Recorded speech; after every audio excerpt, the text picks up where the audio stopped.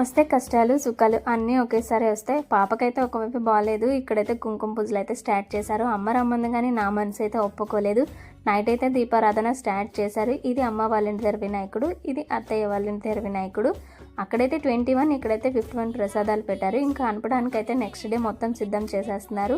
డప్పులు పెట్టారు, అమ్మాయిలు డాన్సులు కూడా పెట్టారు. చాలా బాగా చేశారు అమ్మాయిలు. వినాయకుడిని అయితే ట్రాక్టర్ మీదకి ఎక్కించేశారు. ఇంకా వాళ్ళని పంపించేసిన తర్వాత చుక్కేసేసి వీళ్ళైతే మొదలు పెట్టారు. ఏంటో అన్ని పండగల కంటే వినాయక చవితి చాలా స్పెషల్. వినాయక చవితి ముందు 10 డేస్, నెక్స్ట్ 10 డేస్ చాలా సరదాగా అయితే ఉంటుంది. అందరూ చిన్న నుండి పెద్ద వరకు ఈ పండగ కోసమే ఎదురు చూస్తారు కదా, అది ఏంటో. మేము కూడా అంతే, మీరు కూడా అంతేనా?